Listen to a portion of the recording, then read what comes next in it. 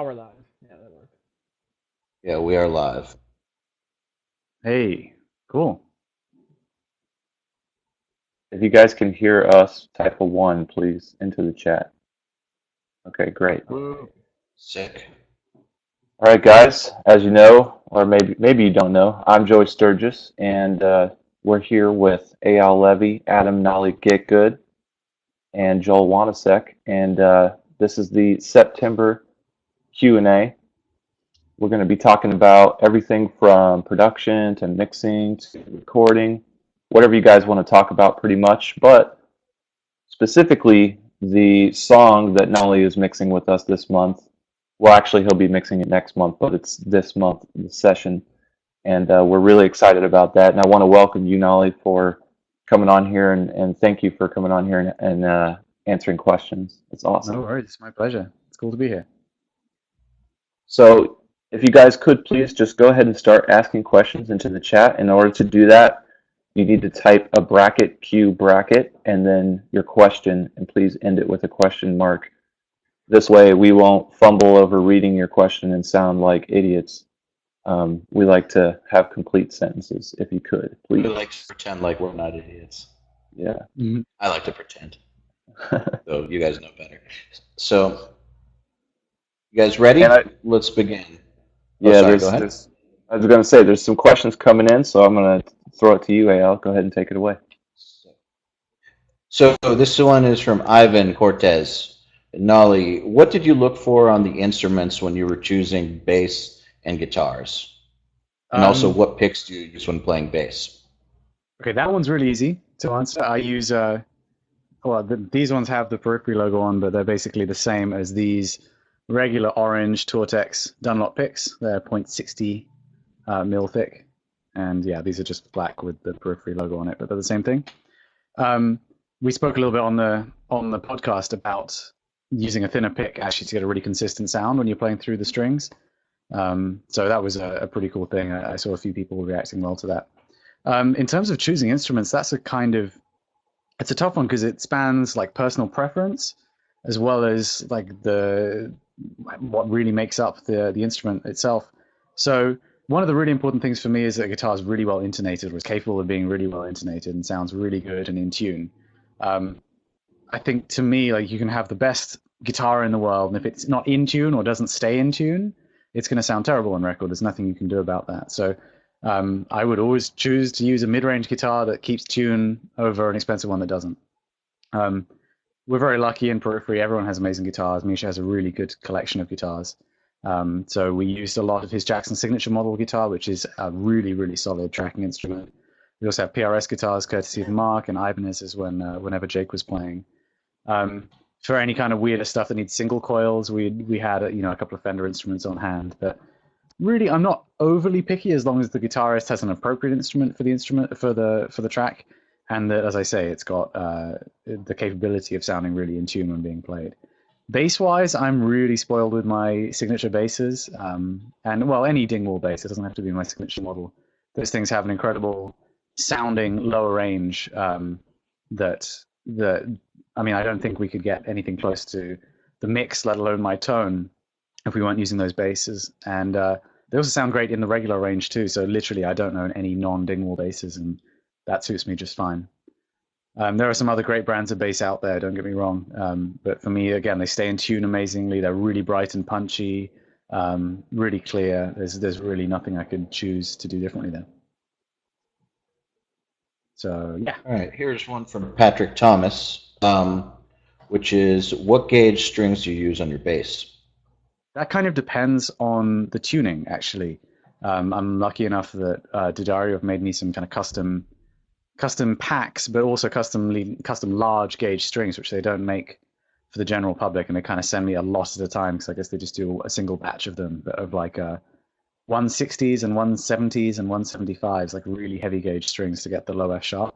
But typically, I could be probably just fine with the stock strings that you get from Dingwall, even for a lot of tunings, which I think run like 45 for the high G down to a 127 for the B, and you could probably take that as low as an A or an A flat with that amount of scale, and it would be fine. That is kind of an issue with the basses, though, is having one that's long enough. So If you're not in a position to get hold of custom strings from D'Addario, I highly recommend just getting hold of Dingwall, because they keep a stock of custom gauge strings for all needs. And if you tell them the tuning you play, and they can even go as far as to calculate the tension that you need on every string, and therefore send you a selection of strings that's going to give you equal tension for your tuning, which is very cool. That's actually really cool of them. It's really, really cool. And I did that for a long time. It just gets a bit tricky on the road, especially for the tech that maybe doesn't understand quite the level of detail, just to keep track of all of these different gauge strings, because you get gauges that are differing by like 0.01 or 0.02 for one tuning as opposed to another, and it gets tricky. So I started kind of simplifying things a little bit, but it's very cool. It's very cool indeed, actually, to have completely even balanced strings for your tuning. It's kind of the ultimate. So here's one kind of on the topic of your bass. This one is from Daniel Luces, which is it weird for you to go from a fan fret bass to a regular fret one? Honestly, no. I think the transition takes no time at all once you get used to it. It takes probably all of like 2 minutes, really. For me, I don't think it really takes any transition time. I think the weirdest part to get used to is the very high range, where the frets get quite angled away from you. But really, that's it. No, totally fine, really. Is it anything like suddenly playing on scalloped frets on a guitar, or totally different than that? No, I think scallop frets are actually way trickier to get used to. For me, like I've played a few guitars with scallop frets, and I'm not used to that at all, and that feels very weird to me. Very exposed and just kind of strange. Like the strings are really pushing into my fingers, and I know it's just a question of getting used to it, but for me, the fan fret transition was way easier than that. Okay, cool. Yeah, I don't like scallops either. So here's from Lucas Alhotch. Sorry if I mispronounced your name, boy. Did you use your bass DI, and if so, how did you process it? If you mean in conjunction with the kind of amp track that I had, I actually didn't. What happened was during tracking, I was tracking through the Axe effects using a tone, which is kind of like a derivation of a derivation of a derivation of my old live tone, which is something that kind of I've updated over the years. And this was on Misha's Axe effects, and he'd made some edits to it, and he really liked how it sounded. And to be honest, I wasn't super keen on it. It sounded cool in the mix, but it had a few weird artifacts to it, like the sustain would go into like a really nasty noise because of the weird gain staging within the patch and stuff like that. So we went as far as tracking the whole album with that. But when it came to the mix, I really just wasn't happy with that. So we had been taking a DI all the time. And then at that point, I reamped it. We were running through a couple of dark glass pedals during tracking. Not doing very much, but just kind of gentle shaping. But I did it again through the B7K, and also through my secret source plugin distortion, which I love to use on bass, which I will tell you guys about now. That's a FabFilter Saturn, which is a multi-band. Yeah, it's a multi-band saturator. It has like all these modes from subtle tape distortion to like a screaming guitar amplifier model, but it's multi-band, so you can actually separate the mid-range and just distort that. Now, you probably know about the tricks of splitting your bass DI across several tracks, having one as like a grit track that's high passed, another one that's just your lows, and then recombining those. But this allows you to do that all in one plugin. It's very cool, and kind of saves you any phase issues when recombining and stuff like that. And there's a mode on there called just heavy saturation, I think it's called, which sounds horrible on its own because it's a full frequency distortion, kind of like if you plug a distortion pedal direct. But you run that into a cabinet sim, and what you get is something that sounds like a really cool distorted bass. It's very smooth, weirdly. Like it's got a unique character, and you can hear it really clearly whenever you can hear the bass on the record. It's very smooth and doesn't have that kind of clanky character. So to get a little bit more of that in, I do like to have the B7K going there in parallel. So I kind of made this blend, and I sent it through my cab impulse, and then printed that, which is what you guys have. And as you might have seen from my tracks, and maybe if you heard the podcast we did, I'm quite a fan of printing things. So that when it comes to mixing, I'm not trying to create at the same time, not trying to create tones, not trying to engineer. So I had that track, so I gave it to you guys, and I had the DI, so I gave that to you guys too if you want to use that. I have been toying with a few different distortions on bass. including one which is just a stock Logic pedal. If you go to the Logic pedal board, which like has virtual pedal models, there's one called Grit, which I think is just like a Proco Rat model, the Rat pedals, and it's got a very, very aggressive kind of gnarly sounding distortion to it that I've been enjoying recently. But yeah, Saturn is amazing. If you haven't tried it, you can do so much with it apart from just that bass trick. But as soon as I saw like multi-band distortion, I was like, that's the thing for bass right there. Like that needs to be exploited. And the other cool thing is you can high pass, let's say, the crossover points. So where the mid-range band that you're distorting starts, let's say it's at like 150 hertz, which isn't really mid-range, but you say you do that, you can have a very fuzzily sound because there's a lot of low end going into that saturation. As you bring that up, you get like a tighter and tighter distortion that kind of becomes just a clank when you have the high pass up at like, I don't know, 500 hertz or something like that, maybe higher. And you can actually automate that through a mix. I didn't need to do it on this song, but I'm trying to think of a few places on the album, just like really heavy, more of like a fuzz kind of sound. I could choose to automate that low pass down, the high pass down to get a more fuzzy tone, and then other parts maybe you want to go the other way to get a thinner, more kind of clanky sound. So very cool plugin, and that's something which you definitely can't do in the hardware world, at least not during mixing. Maybe you could change pedal settings while recording, but this is cool because you can do that during mixing. Here's one from Jeff Clark, which is, what are the most common scenarios for running one compressor after another when you're mixing? Is this usually done on the bass guitar in your mixes? I sometimes do it on bass guitar. One which would be at different points. I'm not directly running one compressor into another, but I might have the compressor on the DI, which I'm using to take away some of the peaks, perhaps. Very fast compression with a higher ratio. It doesn't even have to be a high ratio, but something to smooth out the DI. And then I might have another round of compression kind of post all the processing to get a more even level. And maybe, well, it's tough because if you've got really varying amounts of low end in your bass signal, that can really kind of mess with your perceived bass volume if you compress that, because the compressor might really clamp down when the bass blooms and you kind of lose the presence. But if you dial it in just right, or maybe you could use a multi-band compressor for that. Actually, that would be a good point. You could use a multi-band compressor to get around that. But yeah, if you have a pretty balanced tone, then you might just want to compress that a bit more and really pin it in place on the fader. Sometimes just limiting even. Joey here makes a very good limiter, the finality limiter, which I switched over to using from the Waves L1, which was kind of my go-to before that, for things just like that. It can be very cool. Works really well on bass. It doesn't seem to make the low end disappear in the same way that the L1 can if you push it too hard. So good job. Thank you. Other places for multiple compression would be vocals. That's a really common one.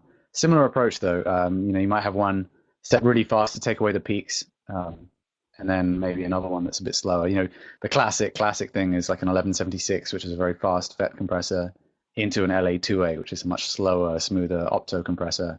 So you've got one kind of taking care of microdynamics and the other one taking care of macrodynamics. And I like to use those terms when talking about compression a lot. When you've got something that's working in the domain of microseconds or milliseconds, small numbers of milliseconds, you're really affecting the envelope of the sounds, less rather than kind of evening out the whole waveform of a whole track. But if you're using something which is much slower, it's not going to react to all of the individual peaks. It's not going to reshape the waveform to the same degree, but you'll get a consistent volume out of it.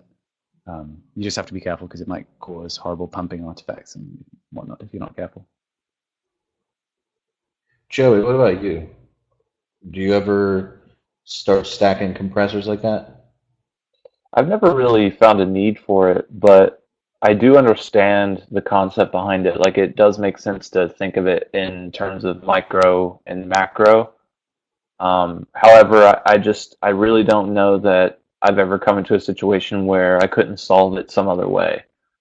So for me, maybe it's just another tool to have in the toolbox that comes out every once in a while. But there also could be the idea that I am doing micro and macro compression via the way it's routed, perhaps, and just I haven't really quite thought of it that way. Maybe I've got a little bit of a compressor on the grit track of the bass and a different compressor on the low end track of the bass, and then both of those go into a group and that gets compressed. So maybe there is a little bit of that kind of going on that I haven't really wrapped my head around. But yeah, I think it's a technique that's very famous, especially for vocals. I've seen a lot of compression stacking for vocals, and I know like Terry Date, for example, is really famous for doing that with two 76s in series. So What's going on in the gain reduction plugin, if you don't mind me asking? Because that's kind of intended as a vocal compressor, and I seem to remember something about that being stacked compression or multiple stage compression. essentially, what it is it's a custom compressor design that I created out of basically out of frustration with dealing with vocals and not being able to get them to be as aggressive and as loud as I wanted them to be. And so I designed a very unique knee shape that allows this really nice, aggressive, like in your face vocal sound to come through on the compressor. We're not, that compressor isn't in particular trying to model any kind of analog compression or anything like that. It's just a really unique combination of the volume envelope algorithm meets the unique knee shape that I created. And then I also found a way to make it all controllable with basically one knob. So that's What's the kind of deal? all. Sorry, this is not some kind of placed advertising, by the way, to people watching. I just genuinely would kind of like to know what Joe's approach with that was, because I've used that plugin a few times and I do like it. The compressor section definitely has like a kind of slower attack than I was expecting for a vocal compressor. And I think the cool thing with that is you get a bit of like, almost like a Feldman-esque, very articulate consonants. I didn't know if that was like a deliberate thing that you did there, and if the idea is you're supposed to push it into the kind of output limiter to smooth that out if that's too much. Or I'm genuinely getting some mixing lessons here from Joey. So thank you to everyone for watching. That is kind of a strategy you could use it with, but actually what's happening inside is that the attack is zero. Um, but the reason why things slip through is the way that I've designed the volume envelope. So it is a zero attack, but through the knee shape and the volume envelope, it is possible to push it to the point where those things come through like extremely loud. So the compressor can basically react really, really, really fast to the point where it can kind of like clip for a second and then it can come back and move more slowly. And that's basically all because of the knee shape. Cool. Yeah. Cool. That was enlightening for me. Thank you, everyone, for sitting through that. I think everyone else has probably love to hear that as well because I haven't really talked a lot about gain reduction internally at least. No. Yeah, they're into these answers, and they also said that you should raise your pinky next time you drink from that teacup. Do that right now. It's a mug. Yeah. Well, you've got a teacup. You see, that's when you do it. When you have a mug, English rules don't apply. Actually, This is the proper way, right? Something like this. There you go. That's perfect right there. Don't do that in Russia. Does it count with a Red Bull can? Nice. All right, so here's one from Herbert Colon. Nolly, are you still using the supersymmetry over, say, the Kali 76? And what are your overall thoughts on your preferences on analog compressors? I am using the supersymmetry, yeah, and there's one really good reason for that, which I feel a little bit bad about. But a few years ago, when I was working with animals as leaders, I had the Kali 76 compressor, and I actually flew from the session not back home, and I was kind of just trying to minimize the things that I had with me.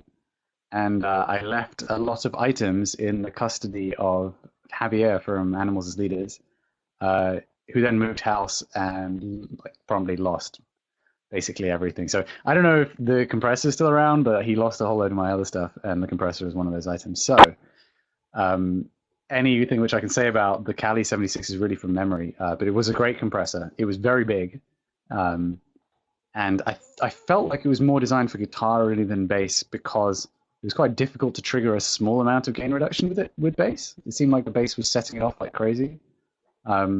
I'm sure that internally there was some kind of pot you could change perhaps and kind of lower the input the input volume into the circuit. But yeah, it was a very cool compressor. I liked it a lot. It was very good at flattening things. But the supersymmetry really blew me away by how transparent it is.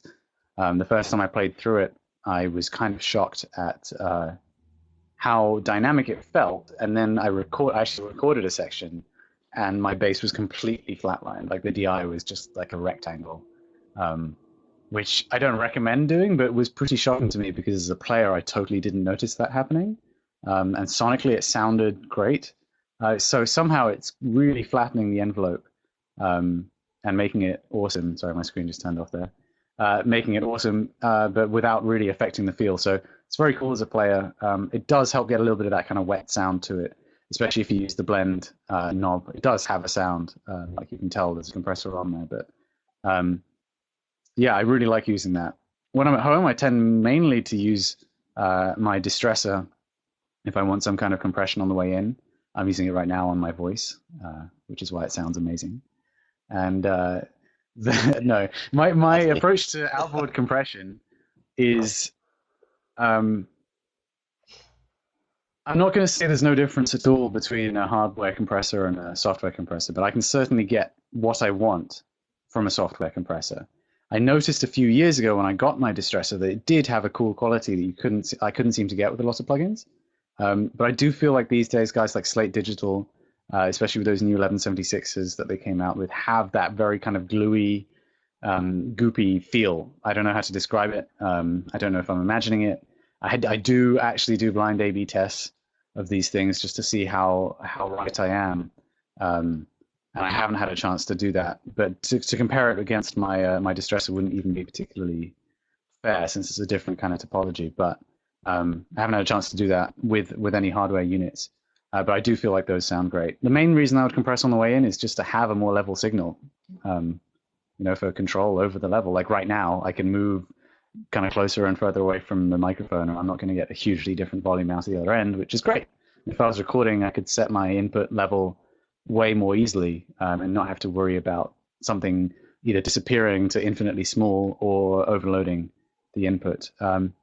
Compressing on the way in, if I'm recording drums, is something I do very sparingly. And again, I might do it. Actually, one of the things which I like to use a distressor for when tracking drums is for the clipping modes. Being able to, for example, on the snare, clip it just very lightly, get like 1 or 2 dB of gain reduction, but mainly use the clip mode to get a really level signal there, which you would have heard on the network mix stems because those are going through a distressor. And the same thing with the kick in 2 microphone as well, was going through a separate distressor. So I want to try something we've never tried before, but may as well see if it works. We've got a few people wanting to ask questions via voice. So all right, how do we do that?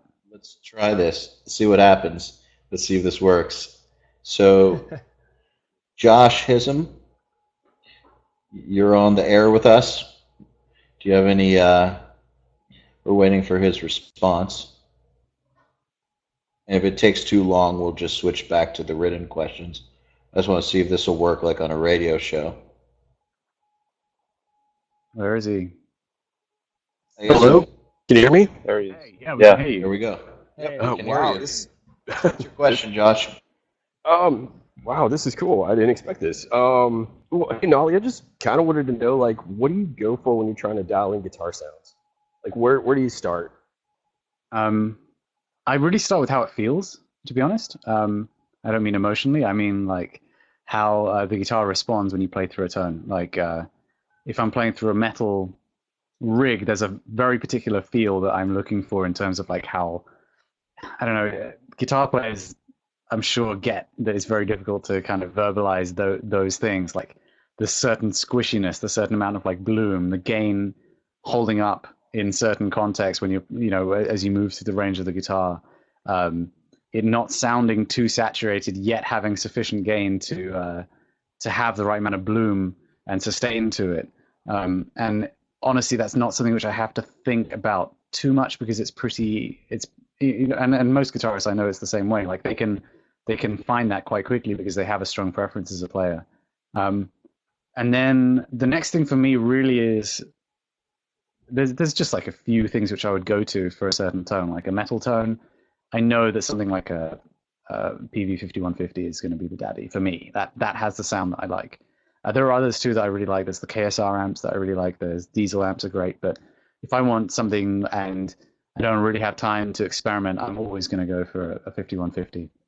Um, the hugest factor for me though is the cabinet, because the cabinet, whether using an impulse or a real one, is what defines the whole global EQ, like the entire landscape of the guitar EQ, and just changing the cabinet out completely changes everything in a way that I think that people aren't fully aware. Maybe you are aware, but the same amp the same cab played with multiple similar high gain amp heads is going to sound really similar, especially in the mix. Um, if you do the other thing, if you take the same head and you run it through 5 different cabs, especially if you go from something like a Marshall cab, even if they all have the same speaker, like a Marshall 412, a Mesa 412, a Zilla 2x12, a Mills cab, whatever flavor of the day cabs you have, it's going to sound hugely different in terms of its overall EQ. But the feel is probably going to be the same for you as a player, like in terms of the way it responds to the playing. So that's kind of why I do like to start with the feel and then move on to the cabinet section there. Unfortunately, I really don't have the most scientific answer. I like to have scientific answers for things, but when it comes to guitar, it's still something that is more intuitive to me. And whereas with drums, for example, I had to kind of teach myself from the ground up as a non-drummer how to engineer and tune and all those things. So I kind of had to put these scientific processes into action, or kind of create these ways of doing things for myself. With guitar, because I played guitar for a long time before I started recording it, it always kind of came that bit more naturally. So I'm sorry I don't have like a really great answer for you there, but it's a process that still takes a lot of time as a result for me when I'm at the beginning of an album process, dialing in a guitar sound. And I wish I had a great answer for you, but I'm afraid I don't. Sorry. Okay, here's one from Kyriakos. And any tips for properly tuning the bass, especially for lower tunings? A bass tuning in general, it takes years off my life during an album session. I hate the fact that things don't stay in tune, or particularly with the bass, one of the biggest problems is when you play it properly, i.e. with some energy, you tend to get a lot of fluctuation of the pitch with it going very sharp on the attacks.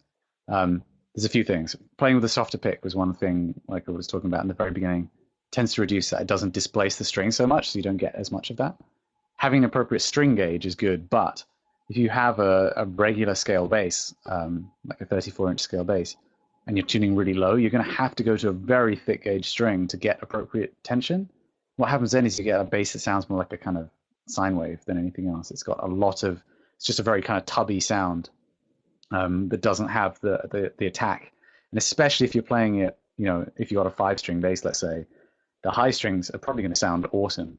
And then you're just going to reach that bottom string and it's going to sound completely different, like this completely different instrument, and it's not going to react to distortion the same way or anything like that. So yeah, I mean, I will evangelize about Dingwall basses, the basses that I use, because once I discovered them, that really solved a huge problem for me, which was the longer scale gives you so much tension to where you can use a slightly thinner gauge string, retain the high end of the sound of the string, and get minimal pitch fluctuation going on. So that really changed the game for me, and it sounded amazing, and that's why I started working with them. That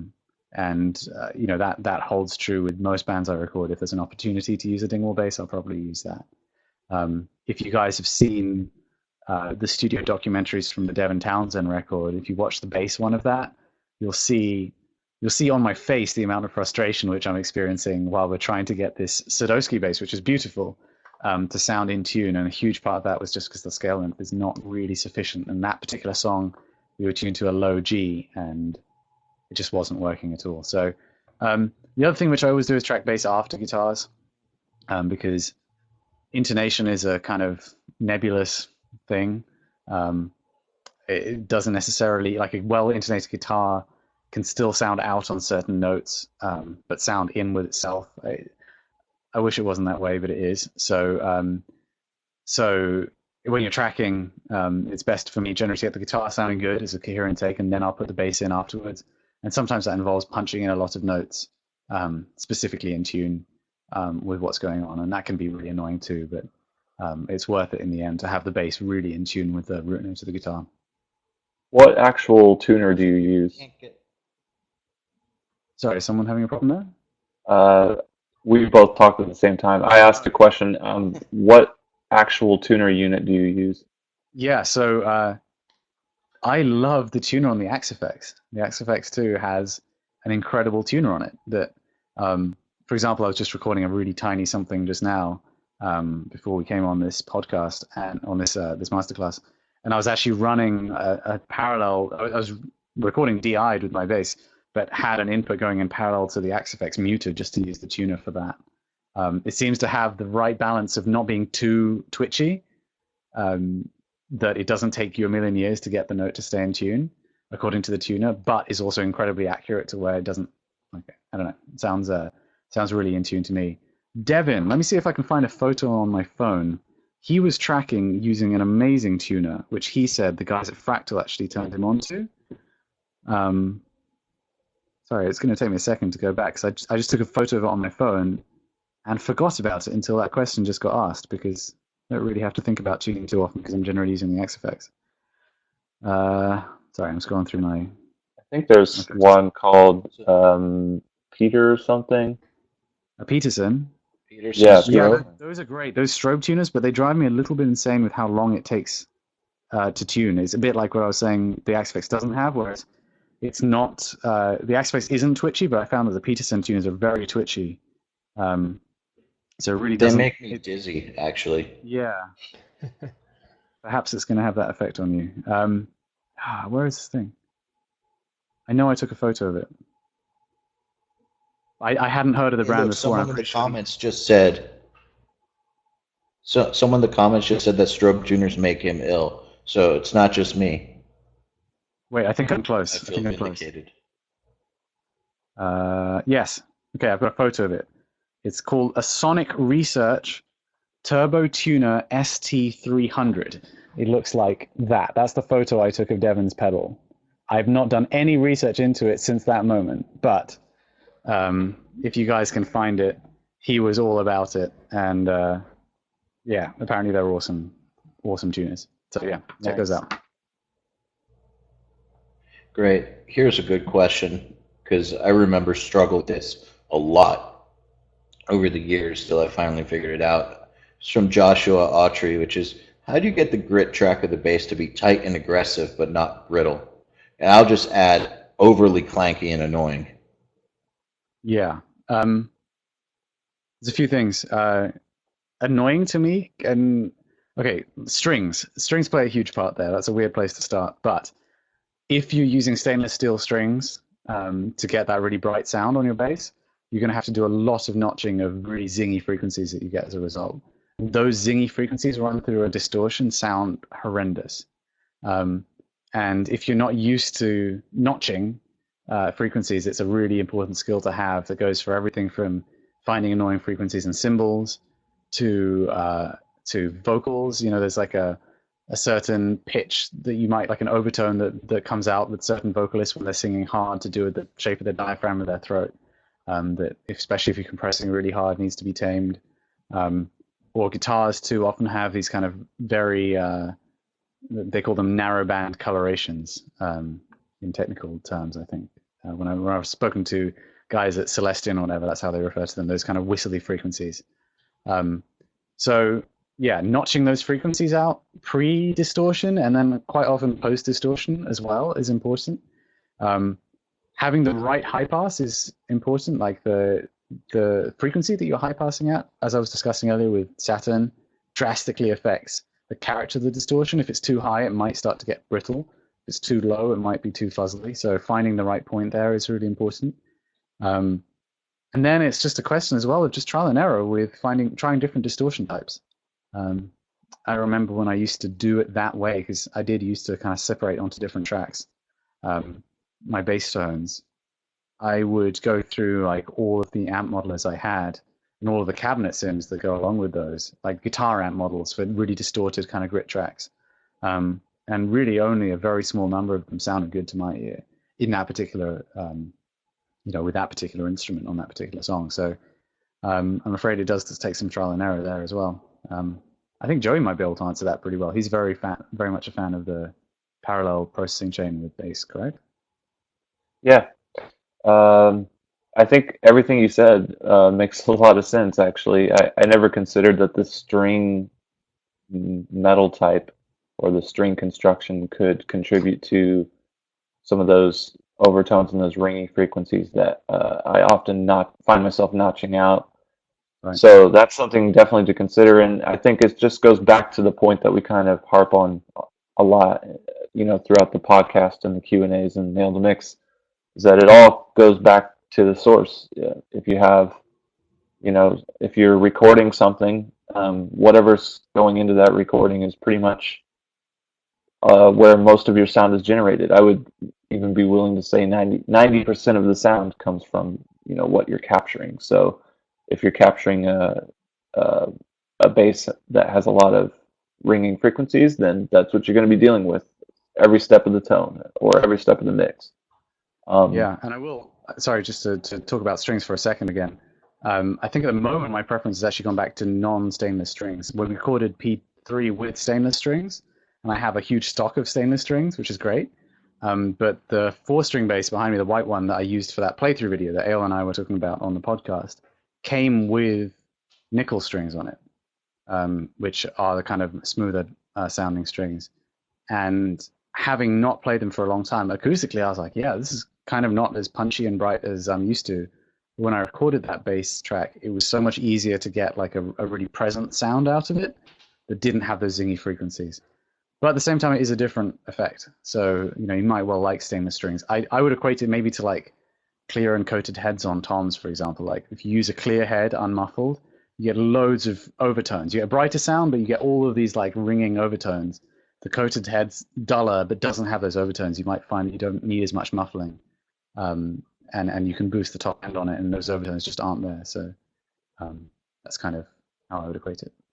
Yeah, I think one of the strongest qualities that a producer could have is to basically not settle for something that is lackluster. Something having I guess I don't want to say courage, but just being willing to say this isn't good enough, and we're going to have to keep searching until we get there. I think that's like a big part of this whole process is just not, don't just string up the bass, plug it in, and go. Like there's different string types, there's different woods, there's different scale lengths, there's different gauges, it's different pickups, different tone setups and knobs and all these variables that go into getting your sound. And I think it's very important to play around with all of that until you're happy.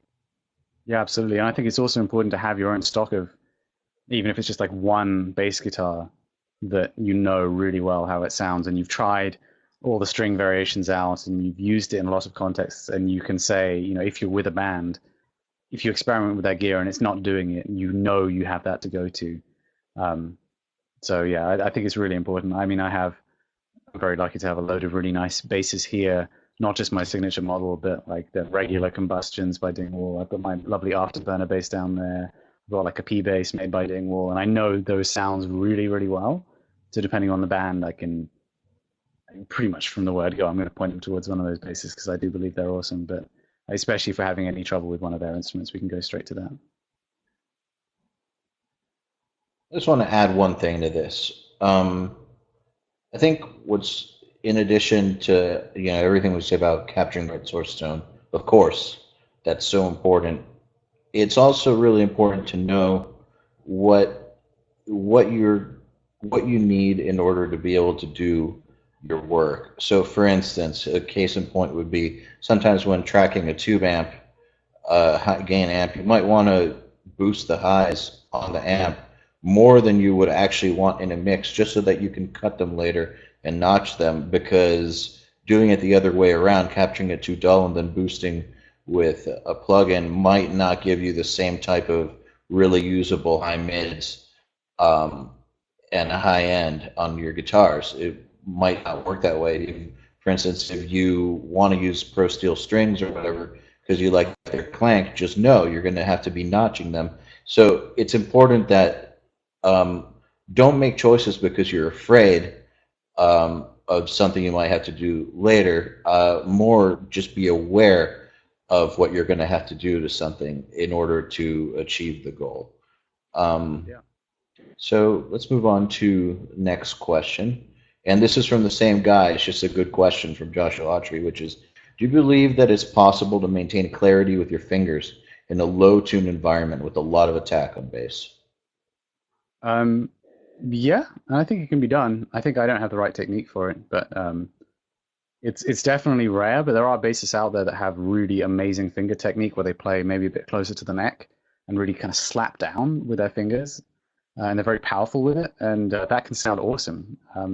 John Young from Dream Theater has an incredible, like if you just hear him playing bass acoustically, it sounds amazing. It's like sounds like a slap patch on like a MIDI on Guitar Pro 5 or something. Every finger stroke, and he's playing with, I think I don't know if he uses his little finger, but he certainly plays with three fingers. And every single stroke sounds the same volume and like its own individual slap, which is awesome. But the problem maybe will be to get that effect, you do need to play with a slightly, well, I play with a pretty low action, but if you're playing with a bass which is struggling to get the real note, the fundamental out with the low action, you're not going to be able to get that much out of it, unfortunately. You'll have more of a kind of clanky track that won't maybe have the best low end presentation. We're going to take a voice question here, and this one is from Dalton Zernile or Zerniel. So we're just waiting for his microphone to kick in. Dalton, are you there? Hey, can you hear me?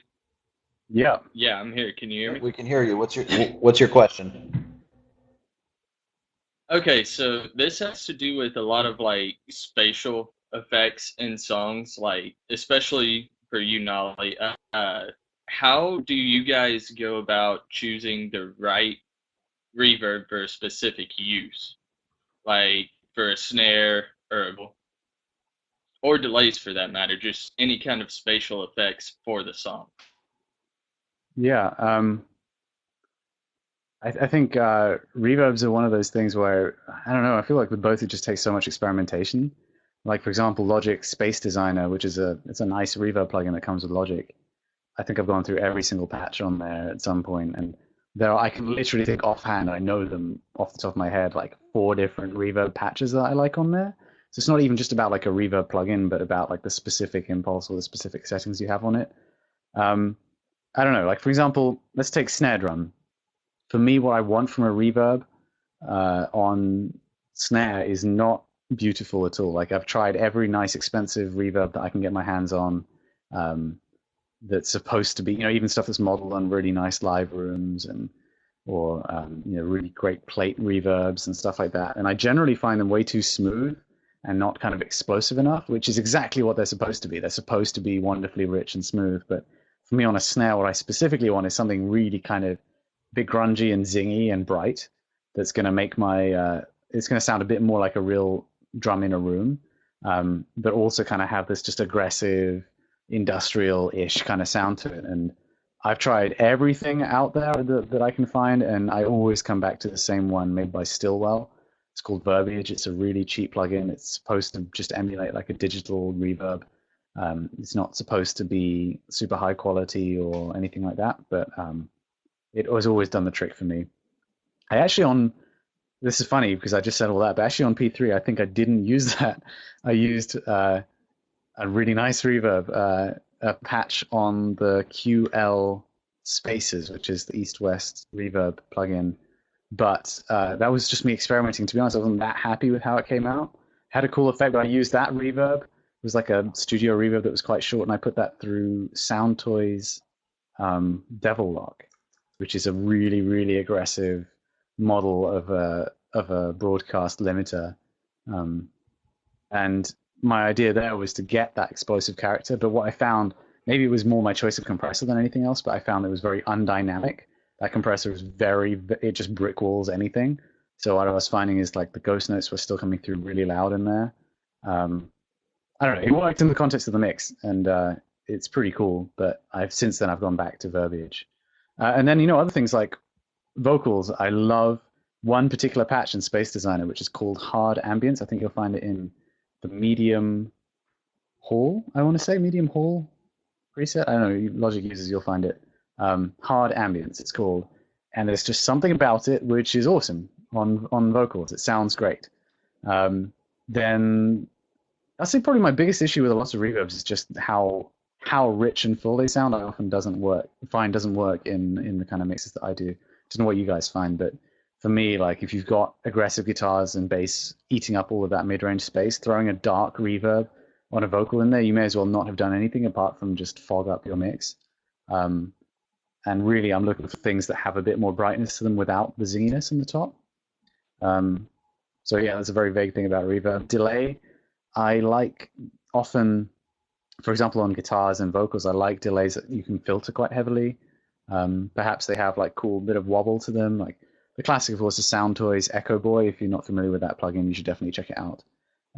It's got a load of modeled old delays in there, like for example, like a Space Echo, like the old Boss DM2, plus its own kind of presets there, and it's awesome. You can really go to detail, rolling off the high end, creating rhythmic echoes if you want to. Yeah, that's a great one. I recently, in fact, I think it was yesterday, just downloaded this Metric Halo Dirty Delay plugin, which I've tried, I think, on the mix I'm mixing at the moment, and to be honest, I'm not finding it that user-friendly. I'm finding I'm going to the presets a lot, and I don't like the fact that you can't link the mix for the left and right, so you kind of have to. Sorry, I'm not trying to do a review of the plugin, but it's a cool plugin, but I haven't quite got what I want out of it when compared with, say, the Echo Boy by Soundtoys. Other good ones would be like H Delay by Waves is a classic. Very good for doing like an easy ping pong delay. Just be careful with the analog modes because they can introduce a lot of hiss. And just the Logic ones like Tape Delay. I don't know. I'm not too picky, to be honest. I like to try different things just to look at a different GUI, because after looking at the same GUI for a while, you start to feel like everything sounds the same when maybe it doesn't. So I change it up just to satisfy my need to feel like I'm doing something different. So yeah, go out there and experiment. And the cool thing with delays, especially if you have them on a bus, you can process them like crazy. You can distort and filter them and do all sorts of weird stuff to them, and it can be really fun to do that. Add like a phaser onto your lead guitar delay or something like that. You can really tweak them, and you're not worrying about mangling the actual sound itself. But yeah, FabFilter Timeless too. That's another really good delay plugin. Before I finish that topic, very cool for creative effects and effects that you'll never need ever. Yeah. For those of you who might not be in our enhanced level, we do have a course about reverb. It's the fast track for reverb. So if you're not in the, if you're wondering, how reverb plays all into all this stuff, mixing and how does it affect drums and guitars and vocals and all this, you should definitely check that out. I think it's like an hour long or something. It's a pretty long course. It's like an hour and a half. Hour and a half, Actually, like 90 minutes on reverb. So if you're, I think you can get an even longer answer on that question if you go check that out. Just sign up to our enhanced level if you're not already in there. I was just going to say one more thing, which I do use a lot with reverb, is like a very short room reverb, kind of like a 0.1 to 0.3 of a second room reverb. I do that too, yeah. Yeah, it can be great for stereoizing things. I'm mixing a whole album for a band at the moment where they sent me all of their leads with printed delay and reverb on, which I don't mind, but it's all mono.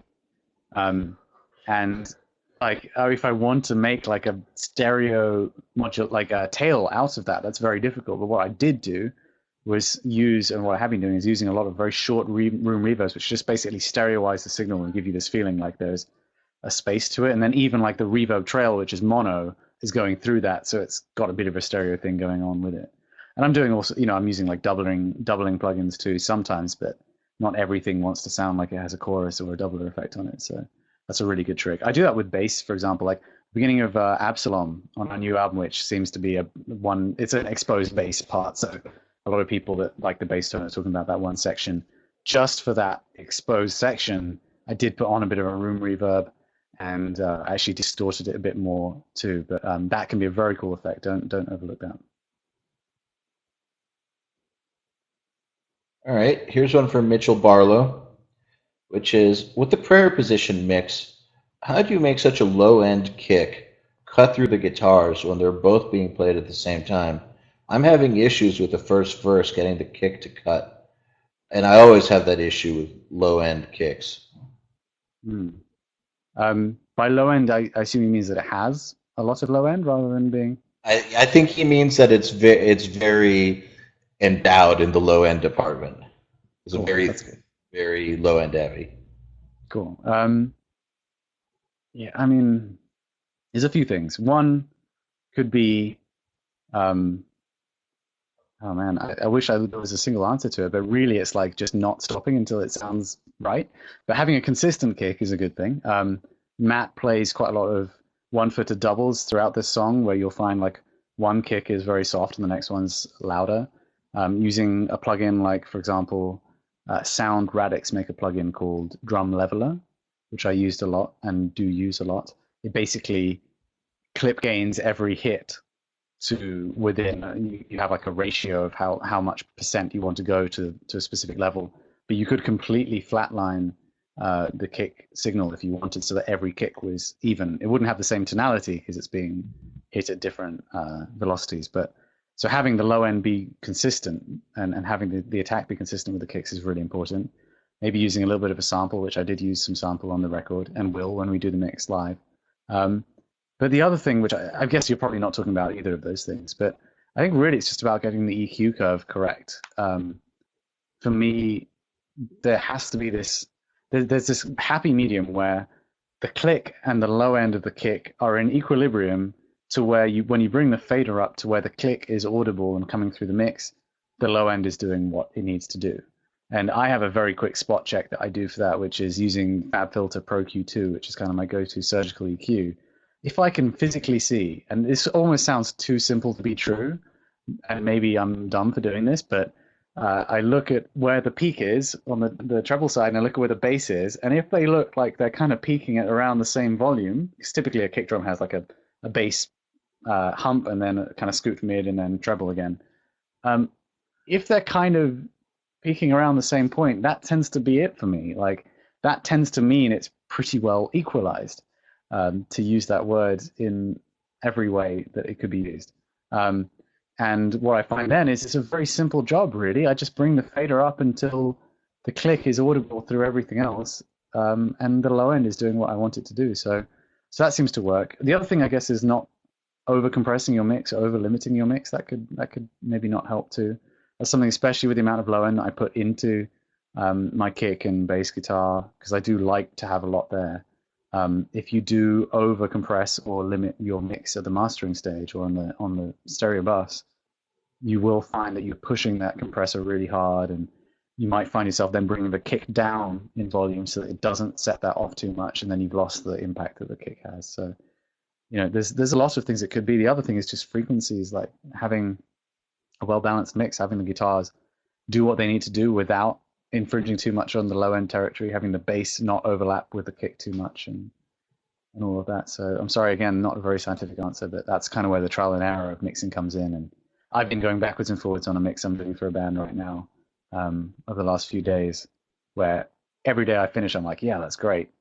And then I come back the next day and I'm not happy with the kick and bass relationship or the guitar to bass relationship. And it's just changing those three things, just levels even, not even EQ, until I send that back to the client because I'm just not happy with it yet. So it's depressing, but that's the way it is. I think that's what we all go through. Yeah, unfortunately so. All the tricks, and it still comes down to that in the end. Yeah. I think that's important for people to realize, though, is that it's not like you start doing bigger bands and suddenly the struggle ends. The struggle continues. It's worse, to be honest. Yeah, it gets, yes, the opposite. Really. So like two stories that made me feel better about that was one, befriending Forrest Saville from Australia, who mixed Carnival Sound Awake, which to me is like, it's not metal at all. It's not appropriate for this mix that we're talking about Oh, now. it's Like incredible. it's an incredible mix, um, one of my favorites. And upon really getting to know the guy and talking about that mix, him saying to me that he was like in tears when he handed it in because he thought it was terrible. He was so depressed about how that mix sounded, and it had taken him so long to get it to there. And when he handed it in, he was so depressed about it. Um, so there was that, which made me feel like, wow, okay, yeah, I think it's kind of normal. Like, don't feel like you have to hand something in and be like, yes, this is the best thing in the world. In fact, that's probably never going to happen. Um, and then the other story was when I was working with Devin in Vancouver. The studio we were at, it was a studio that Randy Staub uses a lot, or used to before he kind of started using the warehouse more in Vancouver. And the engineers there had worked with him many times, and they were saying to me, we were talking just about low end for some reason, and they were saying that Randy's process, he'd mix like the whole song in about an hour and a half, and then spend like 2 days just swearing because he couldn't get the low end the way he wanted it. Until at one point he'd be like, okay, it's right now. That's it. It's funny because he's famous for his low end, for having this specific character. So you'd think he'd developed this way of achieving it, or had some trick or some plugin or some hardware device that he always used. And there are little things that he would do, but the truth is he still just had to play with it over and over again until it was right. Why am I not surprised? So, all right, let's take a voice question. This one is from Luke Kramer. Luke, we're waiting for you to get on here. He refused to ask the question. So, Wow. all right, here's another voice question. This one is from Christian Lodieu. Sorry if I mispronounced that. Adieu. Christian, we are waiting for you to respond. And if it takes too long, we'll just go back to a written question. Mhm.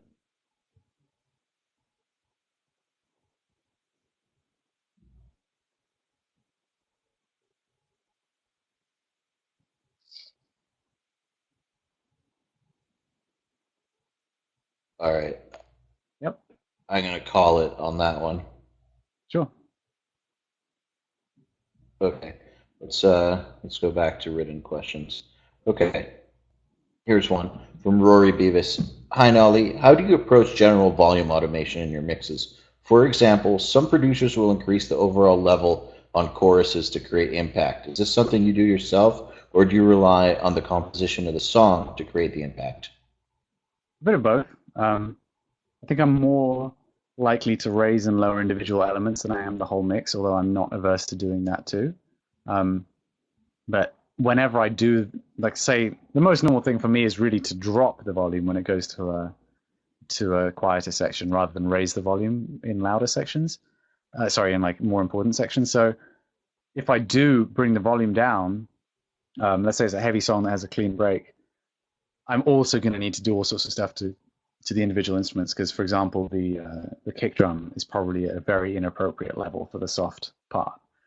Maybe the snare drum is too punchy too. Maybe the ambience is reacting a weird way. I do this cool thing that you'll see in Nail the Mix where I trigger like an upward expansion on the room tracks every time the snare hits, so that you get this upswell in volume to get the snare to really cut through above the cymbals just momentarily every time it hits in the room mics. But that can sound a bit weird in isolation when there aren't guitars and other elements covering that up. It can be a bit too obvious in effect, and especially for a quiet section, it can be too much. So what I might have to do is like cut, make a new track where I copy the rooms down just for that section and process them differently without that effect. But yeah, that's not automation. My more normal things to be doing with automation really are very minor adjustments going through as more or less layers come in and out. Sorry, that was a weird sentence. Prayer position is not going to really be a particularly fitting one to show you this kind of thing because there aren't that many layers. But some other songs like, I don't know, Absalom or perhaps Loon on the new album has a ton of layers and a ton of different guitar tracks that come in. So what happens a lot is as, two new pairs of guitars come in, I lower the volume of the main guitar track so that we don't get this sudden like swell of guitars eating everything else up. And I really like how logic automation works. It's very easy to do that. You just kind of highlight a region and pull the automation down for just that section. So I do a lot of that. Vocals would be the same thing. Then what else do I like to automate? I automate like the room mics quite a lot on the drums. If they're quite dynamic songs, because it's not always appropriate to have really loud rooms. What other stuff? Bass, sometimes. Not so much with bass, I find. Generally, if I want the bass to cut through, again, I'll do a similar thing to what I did with the room mics. And when I was talking just earlier about the copying it to a new track, I might copy the DI to a new track, throw a chorus on it, high pass it, and blend that in underneath or something if I want the bass to cut through more for a kind of leady part. I do, for example, automate the we're talking about volume automation, so I won't go there. What other elements? Really, the thing for me, and again, I got this from Forrester, the guy that mixed Carnival. Like, he was saying you can never break the spell. In other words, like, you never want something to jump out at the listener and take them out of that moment of hearing the song. Like, if a vocal suddenly comes in real loud, or if the vocals suddenly overpower everything else and they're kind of taken out of that space of listening to the song and enjoying it, then you've not done a good job as a mixer. So what I find I'm doing a lot of the time with my automation is just listening, and sometimes I'm even doing it passively. It always seems to happen to me when I'm bouncing, which I'd like to do in real time when it's like a proper client mix. So maybe I've got my laptop like I have right here. I might be answering an email at the same time as bouncing this thing, and I'll be answering. I'll be like, whoa, what was that? That was suddenly really distracting, that vocal. Or maybe something hits and it doesn't have the right impact, or just something catches my ear because I'm not listening with my kind of mixing brain. I'm just listening as a listener, and at that point it's like, okay, I don't want that spell has been broken at that point, so I'm going to fix that with automation. I'm going to duck this down, I'm going to make this louder. And then the most recent project I did that had a ton of automation was the Devin Townsend record, which it was pretty ridiculous. He was sending me extremely detailed automation moves, which is great because he was extremely detailed about it. And I had him give me the timestamps and the name of the files because there were so many files. So, or the name of the track. So he'd be like, this word of this line out of the 5 lead vocal tracks he has needs to be 0.2 dB quieter. And I'm not joking. A lot of the mix notes were of the region of 0.2 to kind of 0.4 dB. And what he's doing at that point, and I respect that actually, when someone knows what they're doing and they're doing that, they're not just trying to fuck with it.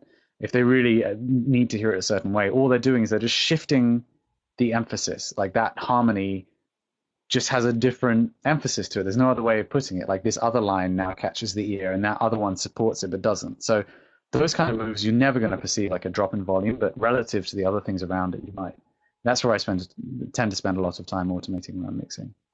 I like what you said with the testing, while you're bouncing, kind of casually listening to it. I have what I call the attachment test, where I attach the mix to the email, and then I won't click send. I'll hit play, and I listen through it once more just before I hit send. And 9 times out of 10, I just delete that email and just go back and bounce it again and do a change. Yeah, there's something about it, isn't there? Like, I can listen through the whole song. Oh, I'm sorry, Joel, are you talking? Yeah, sorry. I was gonna say, you ever feel like sometimes when you're looking at it in the computer in the DAW, and you go out, like, export the track and then open it, say in like Windows Media Player or whatever, that's when you can all of a sudden suddenly hear all these little volume things that are out of balance, and you got to open it back up and start adjusting. So that's kind of like my task. Just open it on the computer in a standard player and look at the blank screen and hit play. Yeah, that's very true. It's very true. It's annoying. I wish it wasn't that way, because the number of times I've kind of like finished my day's work and then I hear something and it results in a whole load more work. It definitely happens a lot. So here's one from David Coloma. You talk about the process of recording the mono room slam track. Yeah, that's so. I'm not really a fan of mono like overheads or room tracks. Funnily enough, we recorded that mono slam track and a mono overhead during that session. The mono slam track, I really had because it was fun. It's like a ribbon mic. If you see the photos, because I think that's linked in the Nella mix, you can see a ribbon mic. Like if I was Matt, it's kind of just, it's like fairly, it's very close to the ground, just pointed kind of in between the kick and the snare on the hi-hat side. Very close, actually. But being a ribbon mic, it's a figure eight, so it's getting like a lot through the back lobe, which I guess is why it sounds so huge. You're getting that reflection from the back wall that then has to come all the way back again. And it was going through a Focusrite preamp that has a built-in limiter that we just crushed. So the idea was it could be fun for something, but what it actually was really useful for was just talkback, because when you're recording a drummer and you want to talk to them, most of the levels or all the levels on the mics are set for drumming, which is really loud, and he probably has to like yell into the snare mic or into the overheads for you to be able to hear him clearly, which he probably doesn't want to be doing because he's pretty stressed recording drums. So having a track that's being limited to hell means that, a bit like my voice right now, it doesn't get crazy loud when he's playing, but it does swell up in volume a lot when he's talking. So in between takes, I could hear him really clearly. And I actually had that attached to a foot switch during that session so that I could mute it during just the playback was going through a foot switch, so I could either mute it or have it live during the drum session. But we printed it anyway. We were recording it, so we printed it. I did intend to use it for a couple of things, but what I found, which I find basically all the time, is that if I just took that, the close mic, actually, what did I call it? I'll just look at the files here. The Stereo Room Near track, which is a stereo ribbon mic, again, fairly close to the kit, not as close, but pretty close. Put that through some kind of heavy limiting, like the Sound Toys Devil Lock, like we were talking about earlier, being a really aggressive limiter. Put that on there, and it's everything that's good about that mic, but it's in stereo, so it's automatically better to me.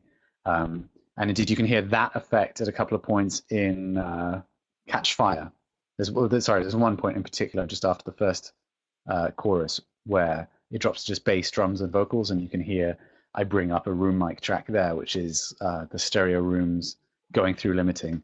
So that part I was originally planning on being like, cool, I can use this mono mic, but when you do that, you have super mono cymbals and sustain going on, which I just don't like. So stereo always seems to be better for me. Here's one from Giovanni Angel. When you're hired as a mixer, can you describe your discovery phase when hearing a song for the first time?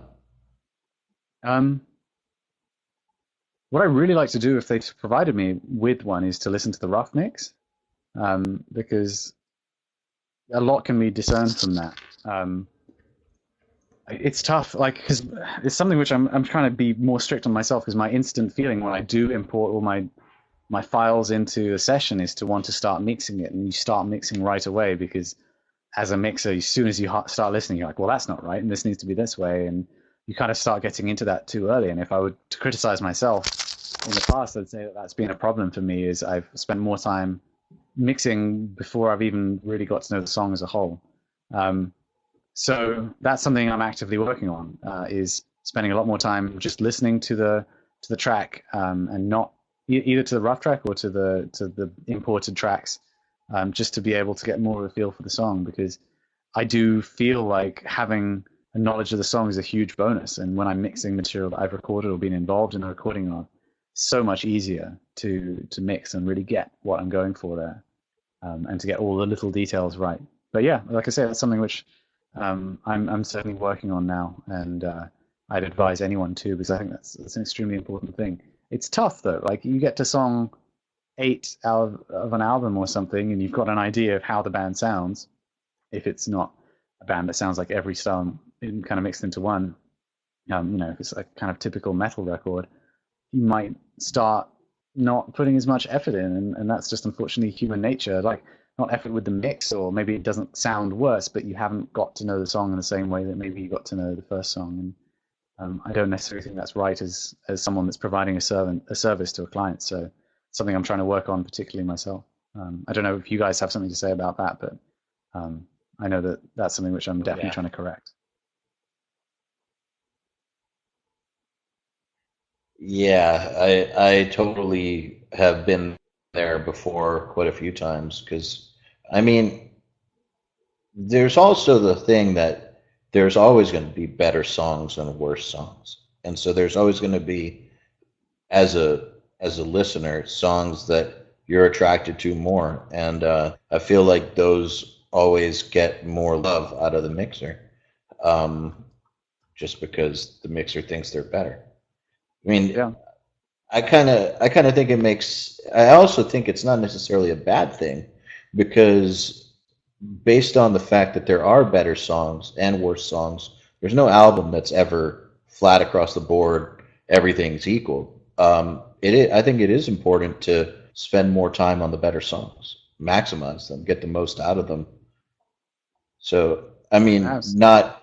I don't mean to say that you should ignore the other ones, but I don't think there's anything wrong with giving a little bit more love to like the standout tracks. Mm. Yeah, perhaps. I think Joey, something that I what were you really saying? like is when bands commit to quite a lot of things on the way in and give you detailed notes about what sections are supposed to have. Because, you know, if you're just working with dry guitars, let's say, um, it can be difficult to know what kind of effects they want to create moods in certain points of the song, and you can end up with a song, or by the end of the album, a whole album which is not that diverse in sound. It's so much more easy to be creative during the tracking to create these moods in the songs, which then enable you to do more as a mixer, or to have a much clearer vision of where it's supposed to go. And that really is what mixing should be to me. I'm not trying to define like the vibe of a section. I'm trying to enhance it. So that certainly helps me when I'm mixing an album where that's happened. Um, I find it a lot easier to kind of really discover what the band's about, because they've already got their sound and I'm just trying to make it, I'm just trying to enhance it. I'm not trying to create it. I always notice a bias. This Here's doesn't really have to do with mixing, but with the production process. Um, I always find sort of the runt of all the songs, and for some reason I become attached to it, and I make it. Usually end up making it the best song on the album somehow. That's during I think mixing or during production? during production, because I always find the one song that like nobody in the band really cares about. Everyone kind of hates this song, and for some reason I love it. It's like usually I'm like the only person that loves it, and then I do a bunch of tweaks to it, and I give it a lot of attention, and it ends up being like one of the best songs on the album. That's happened to me so many times. So I guess that just has something to do with the way my mind works and the way that I like to produce, but Mhm. uh, not necessarily for mixing, but more so for production. Yeah. Yeah. Here's one from Rory Beavis. This question got a lot of arrows pointed up and plus ones on it. So the people want to know. Nolly, away from technical audio questions, what do you feel is the best way to market yourself early on as a mixer producer? What tip would you give to someone starting out and looking to build their portfolio and really gain the trust of potential clients? Do you encourage working for free initially? Sorry, that's like three questions in one. Smiley face emoji. Well, yeah, I absolutely do think you should work for free when you're starting out, if that's going to help. Like, portfolio is absolutely crucial to getting business. So, what better way to get portfolio than to work with musicians that need something recorded and that don't have the means to record it, or maybe they're not willing to give you a shot paid, but they are willing to give you a shot for free, and that can be a really good thing for both of you. It's really good to get that experience, and it's a little bit different, perhaps. Like maybe you can make a few mistakes that you couldn't make if they were paying. Obviously, you're still trying to do it as best as you can, but for me, I know I did a lot of work for free when I started out. Um, but I've also been very lucky in that just through my band, I've been able to get clients perhaps before I really deserve them, and then I've had to kind of catch up to be able to do whatever record it is I'm working on justice. Um, so yeah, I do believe the work for free is a good thing. I'm kind of not even really qualified though I've had the easy route here. I'm not really that qualified to explain what the best thing to do is, because I see a lot of people doing good work and trying to promote themselves and not really getting that much traction. But work with local musicians. If you can find good musicians to work with, that's the single biggest thing, because having good material is what's going to make your work propagate. You can mix really bad material really well, unless it just happens to be really commercial. Maybe it's bad because it's so cheesy or whatever.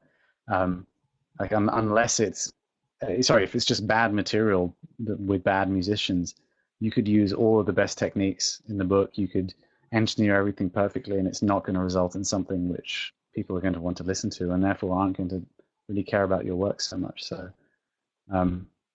yeah, basically, I'd say try and work on the best quality material that you possibly can. That's the best thing I'd say. I'd put that over earning money from it. The money will come if you do a great job. So here's one from John Agnew, which is, what do you use for your string parts? Both the more ambient atonal stuff, like in prayer position, as well as the more traditional stuff, like in songs like Marigold. Do you use live players, VSTs, or planned? So that really is Misha's wheelhouse. Misha, in between Juggernaut and P3, kind of went off into this world of string arrangement, which he's been, not just strings, of course, like orchestral arrangement.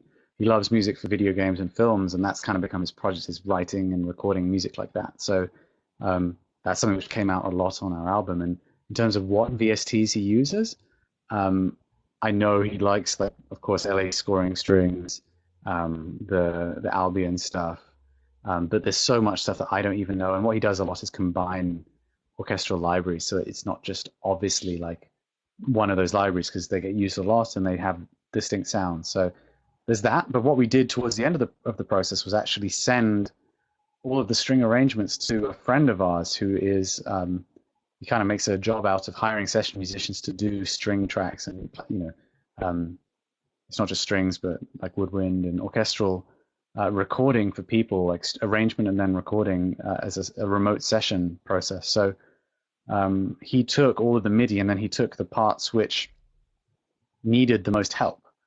Like he could hear the bounces, and the parts which he thought sounded least real, he hired in session musicians to record. So they might have just been like small ensembles, like probably the most is 5 or 6 players, so just like a very small string ensemble. Sometimes it's literally just one, like a lead violin, that we then layered in on top of the virtual orchestras that we were using to get like the realness of a played line combined with like a bed of the virtual orchestra that you can't really perceive as a virtual instrument at that point.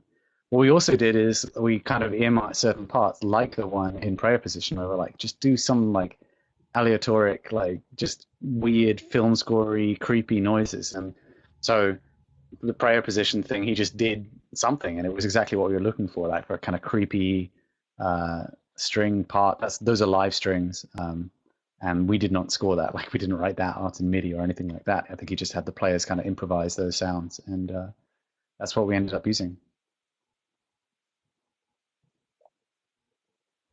Here's one from Josh Hissom, which is, what headphones do you mix with while on the road? So my classic ones are a pair of Audio-Technica M50s, which I've used for a few years now, and they're awesome. Recently, I've been using these guys a bit more, these Sennheiser, which ones are these? One sec. HD 650s, which are open-backed. So for that reason, I've been traveling a lot, and I have not wanted to disturb those people around me, or I don't know, I feel a little bit self-conscious when people can hear what I'm hearing, even if it's on monitors. Like if I know if someone's around that's not like working with me, I don't particularly like them to be able to hear, especially when I'm listening to something really loud. But I do like how they sound a lot, these headphones. I haven't done like a proper mix on them, but I can imagine that I'm going to be moving over more to using these. They do have a more natural sound. But every headphone seems to have a very distinct EQ curve. Both like they seem to have like these weird notchy top ends, and like very different placements for them where the low end sounds big. Like for example, with the M50s, like a lot of 150 hertz seems to come through. Like I often find that if I go straight from mixing on my monitors to those, I instantly am trying to tame all of that kind of just upper bass information, but it's really just the headphones doing that. So I'm not entirely sure what goes on with these. I know they do it at some point. They definitely seem to make things sound pretty full. So I want to find out exactly where they're not being neutral and know that. But I do like the presentation of these headphones a bit more than the M50s. All right, here's one from Elidor Madar, and we're only going to take, this is our second to last question, so we're going to do this and one more, and which is, Nolly, do you approach program drums same as real drums? There's a few things which you kind of don't need to do, like gating becomes something of choice if you really want to shape the envelope or something, but you're not trying to reduce bleed. I think really what I like to do is to make sure they're programmed as realistically as possible and then to treat them as real drums. But if you did program everything at like full velocity, I think I would find myself trying to do a lot to get that realism back in, probably even just subconsciously, which is not necessarily a good thing. So it does help if you've recorded lots of live drums to kind of know how those sound and how they're presented and what a good player sounds like. And even with a good player, you get way more kind of dynamic stuff than you might expect. Like you can see the live drums in from Matt's session, and you can see like his kicks, for example. Some parts are very consistent, but then some parts, just due to technical things of playing two hits with 1 foot, you're going to get these wide variations in velocity. So programming correctly then allows you to treat it like a real drum set. Something really nice for me is having these Get Good drums this first pack we put out. It just sounds to me like my recorded drums, so I kind of can just do my normal stuff to it, and it sounds good to me. It gets me my sounds, but perhaps with other people's programmed drums, I might have a difficulty doing that. So yeah, I think probably the things which I'd want to change the most if I'm working with programmed drums come down to the samples themselves and how those are recorded. And if those are less than optimal, if the tuning was not good and the microphone position and choice wasn't great, then I'd mainly be battling that. But that's not so much to do with the difference between live drums and programmed drums.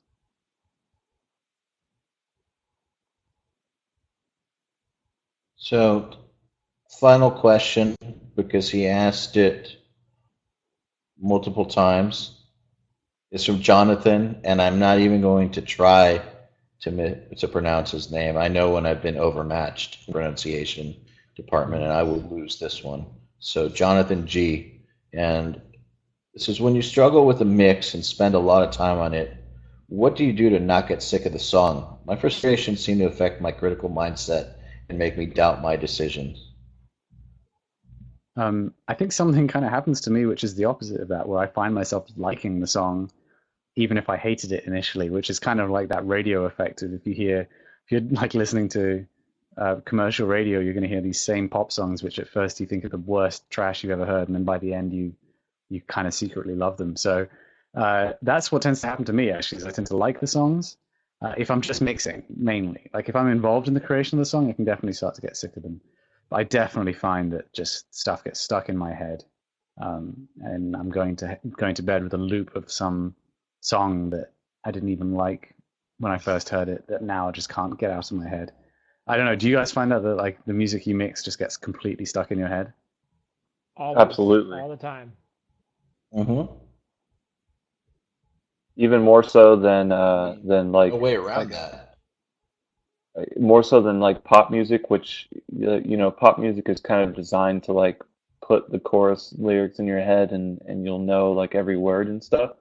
But I can the albums I've worked on, I can recite like the whole every single lyric through the whole song because I guess I've heard it so many times. Right. Yeah. Well, I think for me, the thing I get is like very short sections looping in my head, actually, which is even more frustrating. Like not even the whole song, but like just like some weird, like the second half of the chorus going into the weird outro chorus, like widdly bit into the bridge or something. Just like those 20 seconds just on a loop in my head. Just the sub drop. Only the sub. Yeah, just the sub drop, isolated sub drop track. That would be weird. You'd think that some weird earthquake was happening all the time.